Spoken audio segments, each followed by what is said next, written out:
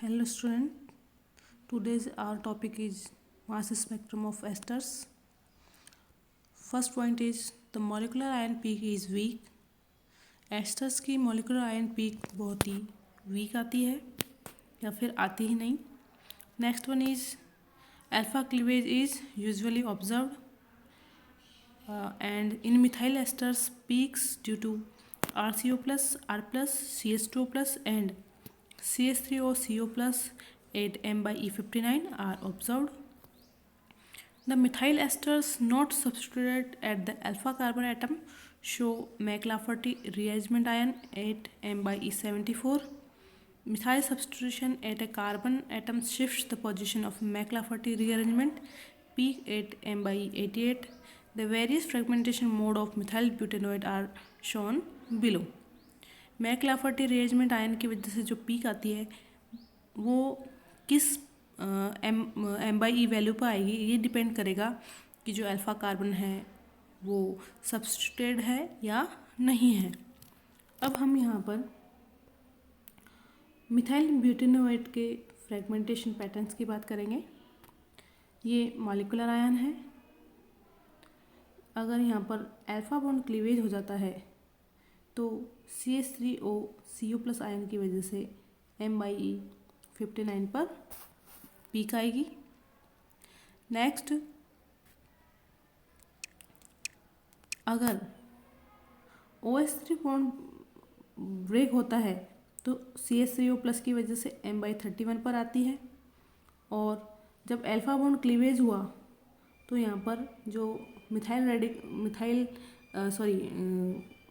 Alkyl cation बनता है उसकी वजह से पीक आती है 43 पर.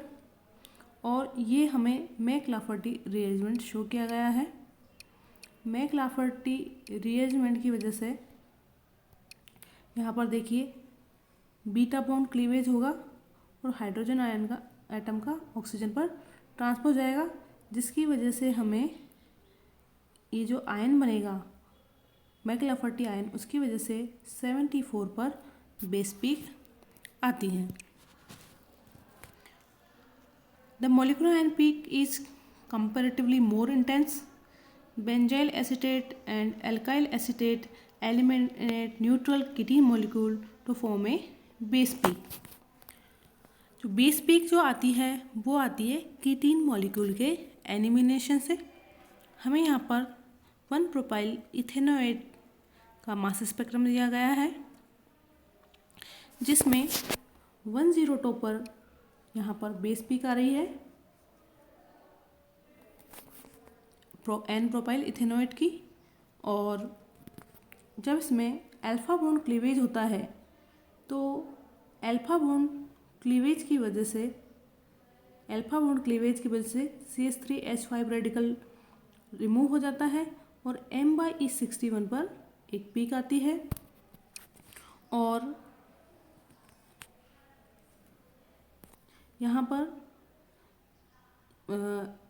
CH3 प्लस की वजह से 43 पर आती है. और जब ये बॉन्ड ब्रेक होता है तो ये स्पीसीज बनती है और उसकी वजह से 59 पर अनदर पीक आती है जो कि आपको स्पेक्ट्रम में दी गई है. In case of esters where alkyl group is ethyl or higher, alkene is usually lost. जब एल्काइल ग्रुप इथाइल या उससे हायर एल्केन होते हैं तो यहाँ पर एल्केन का एलिमिनेशन होता है, जैसा कि आपको यहाँ पर ये देखिए जब इथाइल या उससे बड़ा अगर कार्बन चेन है तो यहाँ पर एल्कीन का एलिमिनेशन होता है. इसकी वजह से पीक आती है. In aromatic esters in which ortho position is occupied by an alkyl group, the hydrogen atom of alkyl group interacts with the ester function, resulting in the elimination of an alcohol molecule. It is called ortho effect. जब ortho position पर alkyl group जुड़ा हो तो ये ester के oxygen के साथ react करके अल्कोहल का एलिमिनेशन करता है और अल्कोहल के एलिमिनेशन से ये ग्रुप चला जाता है और अल्कोहल के ये group as a alcohol eliminate हो जाता है और ऑर्थो इफेक्ट की वजह से ये फ्रेगमेंट आयन बनता है और पीक ऑब्जर्व होती है। नेक्स्ट है amides. The molecular ion peak of straight chain monoamides is usually discernible. The McLafferty rearrangement peak is amide is usually the base peak. Amides में जो बेस पीक होती है वो मैक्लाफर्टी रीअरेंजमेंट की वजह से होती है। The McLafferty rearrangement ion appears at M/E59. Primary amides give a strong peak at M/E44 due to NH2CO plus ion. A moderate peak at M/E86 results from gamma delta carbon carbon cleavage, possibly compared by cyclization. यहाँ पर ये gamma और delta bond है, इसके cleavage की वजह से R radical निकलता है और M/E86 पर एक मॉडरेट पीक आती है। When the N-alkyl groups on C2 are longer and the acyl moiety is shorter than C3, another mode of cleavage predominates. This is the cleavage of N-alkyl group beta to the nitrogen atom and cleavage of the CN bond with migration of an alpha hydrogen atom of the acyl moiety. यहाँ पर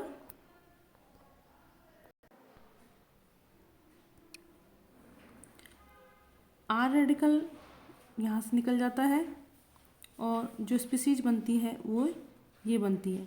फिर यहाँ पर hydrogen alpha hydrogen atom का transfer होता है, migration होता है यहाँ से यहाँ और एक कार्बन नाइट्रोजन बॉन्ड ब्रेक हो जाता है, उसकी वजह से M/30 पर एक पीक आती है। अब हम बात करेंगे एरोमेटिक एमाइड्स की। इन एरोमेटिक एमाइड्स द पेरेंट और molecular ion peak is relatively intense. The primary fragmentation mode forms an aryl cation which in turn loses a molecule of carbon monoxide. यहाँ पर हमें बेंजेमाइड का स्पेक्ट्रम दिया गया है जिसमें मोलिकुलर आयन पीक ऑब्जर्व होती है 121 पर, बेंजोइल कैटायन पीक ऑब्जर्व होती है 105 पर जो कि बेस पीक है और फिर इसमें से CO मॉलिक्यूल के लॉस की वजह से 77 पर पीक आती है due to 66H5 plus ion which in turn losses a molecule of acetylene.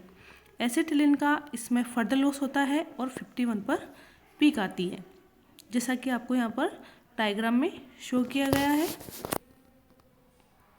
सबसे पहले NH2 रेडिकल निकलता है और 105 पर पीक आती है, देन उसमें से CO मॉलिक्यूल निकलता है और 77 पर पीक आती है, देन एसिटिलिन मॉलिक्यूल निकलता है और M/E51 पर पीक आती है।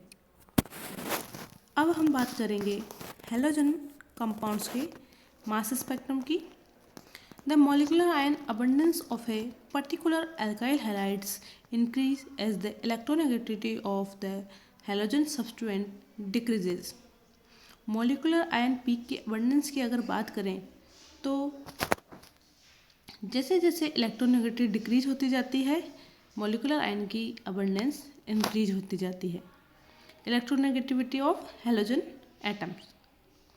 The relative abundance of the molecular ion decreases with increase in chain length and increase in branching.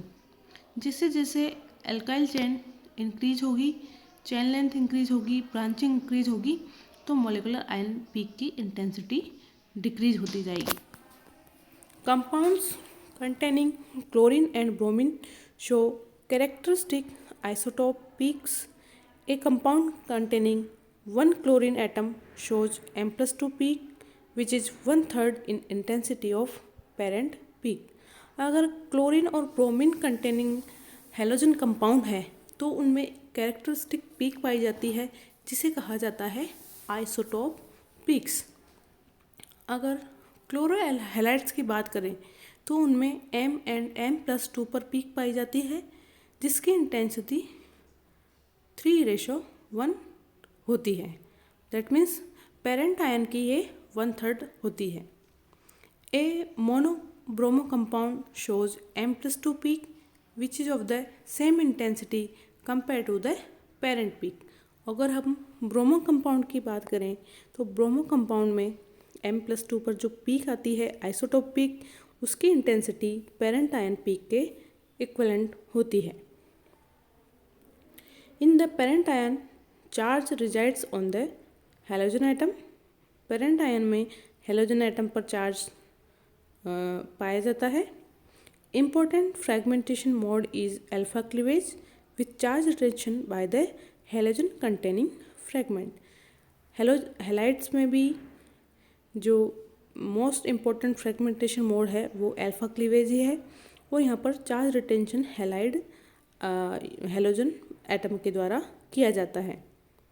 Another mode leads to the loss of halide radical, और जो second mode है fragmentation का वो है halide radical का fragmentation, जो कि आपको यहाँ पर डायग्रामेट्रिकली शो किया गया है।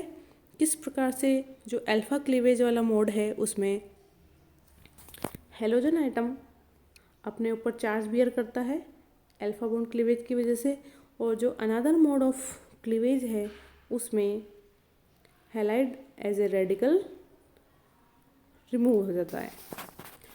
यहाँ पर हमें एक एग्जांपल दिया है। In the mass spectrum of ethyl chloride we observed peak at 64, 66 that is M+2 and intensity ratio is 1:3. 29 is base peak due to the loss of chlorine radical is the preferable mode. Another example is the mass spectrum of ethyl bromide। Chlorine का आपको example दिया गया है, तो इसमें 1:3 पर अगर M and M+2 पर पीक आ रही है तो वो क्लोरीन की प्रेजेंस को शो करती है, और 29 पर अगर बेस पीक आ रही है तो वो भी क्लोरीन रेडिकल के प्रेफरेबल मोड ऑफ क्लीवेज को इंडिकेट करती है। ठीक है, नेक्स्ट इज अब हम ब्रोमो हैलाइड्स की बात करेंगे। इन the mass spectrum of ethyl bromide CH3 CH2 Br the peaks at M/E 108 110 and M/E 79 and 81 are formed in equal intensity। यहाँ पर 108 और 110 पर और 79 81 पर जो इंटेंसिटी आती है वो सेम आती है इन पीक्स की। The peak at M/E 29 due to the loss of bromine radical is the base peak. यहाँ पर ब्रोमीन रेडिकल के रिमूव होने की वजह से 29 पर बेस पीक आती है, जिसकी की अबंडेंस 100% होती है। Consider the fragmentation mode of n alkyl halide. N alkyl halide का हमें फ्रेगमेंटेशन मोड समझाना है। यहाँ पर हम सबसे पहले बात करते हैं इस मोड की। तो इसमें यहाँ पर हैलाइड रेडिकल निकल रहा है, वो ब्रोमाइड आयोडाइड कुछ भी हो सकता है। Another one is parent ion से जब अल्फा बॉन्ड क्लीवेज होता है तो अल्फा बॉन्ड क्लीवेज की वजह से अल्काइल रेडिकल निकलता है, और यहाँ पर हैलोजन एटम चार्ज बियर करता है। अनदर मोड इज यहाँ पर HX hydrogen halide molecule, hydrogen एक हाइड्रोजन एडजेसेंट कार्बन एटम से और हैलोजन यहाँ से रिमूव हो जाती है, और एल्किन कैटायन एल्किन पर चार्ज पाया जाता है। नेक्स्ट जो मोड है उसमें ये एल्काइल रेडिकल निकल जाता है, और यहाँ पर एक साइक्लिक कैटायन ऑब्जर्व होता है, और हमें यहाँ पर 1 ब्रोमो हेक्सेन का मास स्पेक्ट्रम दिया गया है। यहाँ पर दो पीक्स आ रही हैं 164 166 जो कि M+M+2 की वजह से, और दूसरी है 135 137। ये दोनों ही जो पीक्स हैं, जो आइसोटोप पीक्स का जो सेट है, दोनों में ही इंटेंसिटी रेशियो है 1:1, जो कि इंडिकेट करता है कि यहाँ पर ब्रोमीन एटम प्रेजेंट है। ठीक है, ये तो हो गई मॉलिक्यूलर आयन पीक। और जब इसमें से इथाइल रेडिकल निकल जाता है तो उसकी वजह से 135 एंड 137 पर अनदर पीक आती है विथ सेम इंटेंसिटी रेशियो। जब ब्रोमीन रेडिकल निकलता है तो 85 पर पीक आती है अल्काइल रेडिकल्स की, अल्काइल आयन की वजह से, और अल्फा बॉन्ड क्लीवेज की वजह से 107 एंड 109 पर पीक आती है, और M/E 43 पर पीक आती है, जो कि आपको यहाँ पर शो की गई है। नेक्स्ट वीडियो में हम एमिन्स के मास स्पेक्ट्रम की स्टडी करेंगे।